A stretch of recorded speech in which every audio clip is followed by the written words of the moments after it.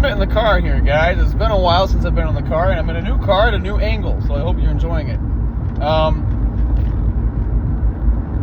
I want to talk about is I've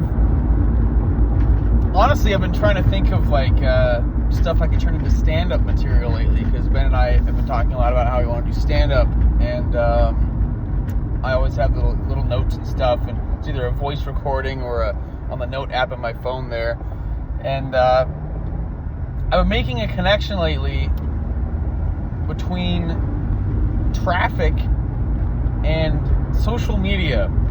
And I thought if I could make it a little funnier, I could turn it into a stand-up bit. But it is an interesting insight, and I want to just discuss it with you guys since it's on my mind. So traffic, everyone hates each other, right? I always say that, there was a long stretch in my life whenever I was in traffic. It was like the mental equivalent of being in a really heated Call of Duty lobby. Like, I just fucking hated everyone. I was against everyone. It's like trying to call bullshit on everyone. And, after driving a certain amount of time, I eventually just gave up being angry because I didn't have the energy. And if you leave at the correct time, you don't have to be pressed in traffic and freaking out.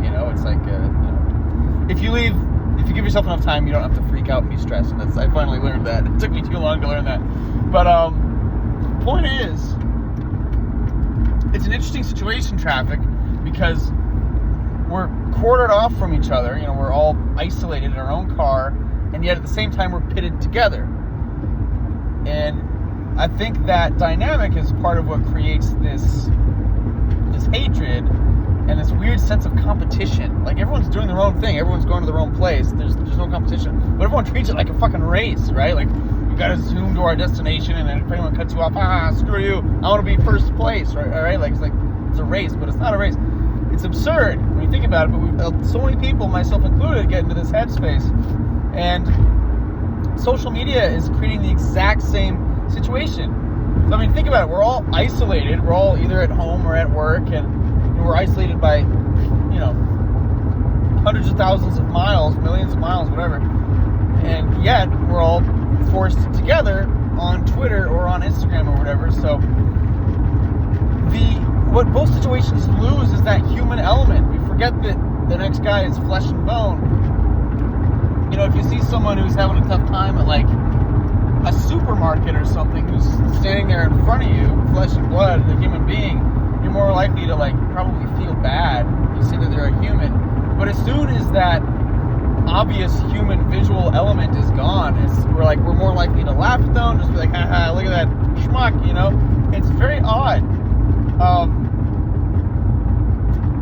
And we're forced in all these situations in our life where we're aware of people only on this distant level. We don't register them as a real human being. We register them as an idea. Like, there's a car over there. I don't like that car because, he's going to maybe cuts me off or something. But we forget that there's just a dude in there trying to go about their day. They probably don't mean any harm. And then, on the internet, we've all been guilty of, wishing death upon someone because they didn't like the same movie we did, But, that's insanity. So, just try to remember that everyone's a dude, and their reasoning for either their actions or their views have, 95% to do with the context of their life, which is probably a lot different from yours.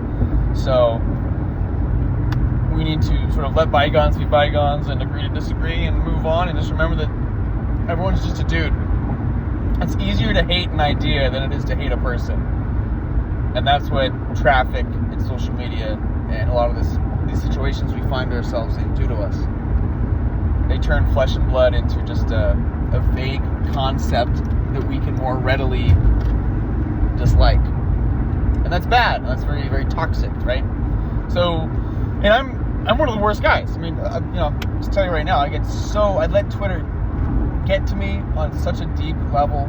I let my hatred get the best of me in a lot of situations when I'm reading stuff on Twitter. As you guys follow me on Twitter, I'm sure you know. And I've been the one in traffic to really yell and scream and get pissed off. And so I'm the one most guilty of this stuff, but I know it's not just me, so I feel like I do need to say it. That, like, we need to step outside of ourselves and recognize what's happening. Recognize that the situation we're in is what makes things appear that we're pitted against each other when really we're not, you know? So, things to think about. And if it's not an issue of yours, then that's great. Honestly, more power to you. But if it is, think about it.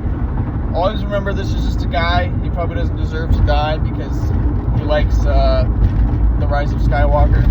Although that's debatable. And, yeah, have a good day.